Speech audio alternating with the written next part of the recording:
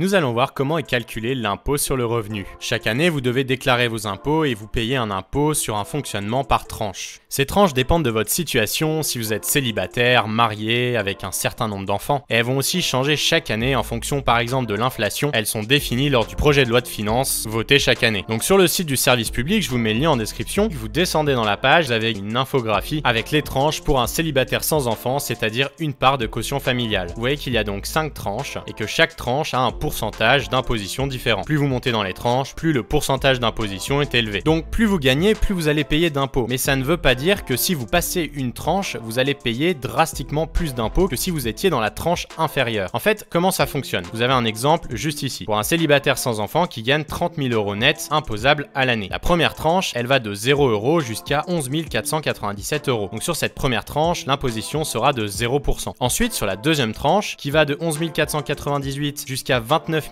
315 €, l'imposition sera de 11%. Mais 11% seulement du montant dans la tranche. Donc vous voyez, le calcul est détaillé juste ici. C'est 29 315 moins 11 497, le tout fois 11%. Puis ensuite, il y a une petite partie dans la troisième tranche. Donc comme vous le voyez, la troisième tranche, elle va de 29 316 € jusqu'à 83 823 €. Mais comme dans notre exemple, la personne gagne 30 000 €, eh bien la tranche va aller de 29 316 à 30 000 €. Donc le calcul va être 30 000 € moins 29 315 et le tout fois 30%. Ensuite, vous additionnez le montant de l'impôt de chacune des tranches et ça vous donne le montant total de l'imposition. Il existe également des simulateurs d'imposition et je vous mets un lien en description. Vous renseignez votre revenu avant abattement, attention. Pour des salaires, il faut savoir qu'il y a un abattement de 10%, c'est-à-dire que vous n'allez pas être imposé sur 100% de votre salaire, mais sur 90%, de manière à prendre en compte des frais que vous pourriez avoir. Vous mettez ensuite votre situation familiale, célibataire par exemple, et le nombre d'enfants. Revenu d'activité, vous voyez que si je mets 30 000 €, que je fais calculer, le montant de l'impôt est de 1588 et non pas 2165, comme c'était le cas sur l'infographie sur le site du service public, tout simplement parce que sur cette infographie, c'est 30 000 € net imposables après abattement, alors que sur le simulateur, c'est 30 000 € avant abattement. Si vous voulez retrouver la même valeur que sur le site du service public, il faut simuler l'abattement. Donc pour avoir 30 000 € net imposables après abattement de 10%, eh bien il faut 33 333 € avant abattement. Donc on met 33 333 €, on fait calculer et on retrouve bien le 2165 € que nous avions juste ici. Donc voilà, maintenant vous savez comment fonctionne le calcul de l'impôt sur le revenu, vous pouvez l'appliquer à votre situation et surtout vous avez compris que si vous êtes augmenté et que vous passez une tranche, ça n'est pas un problème, vous n'allez pas gagner moins que ce que vous gagnez avant. Au contraire, vous allez gagner plus parce que l'impôt supplémentaire que vous allez payer est simplement sur le petit montant qui est dans la nouvelle tranche. L'exemple sur l'infographie l'illustre bien. Si vous gagnez 29 315 €, vous allez payer 1959 € d'impôt. Et si vous gagnez 30 000 €, c'est-à-dire 700 € de plus, eh bien vous allez payer 2165 € d'impôt, soit 200 € d'impôt de plus. Donc vous allez bien gagner 500 € de plus qu'avant, malgré un changement de tranche. Voilà, n'hésitez pas à nous donner vos meilleures idées en commentaire, à vous abonner à la chaîne, à commenter, à liker la vidéo, et on se retrouve pour plus d'astuces et de tutos en 1 minute.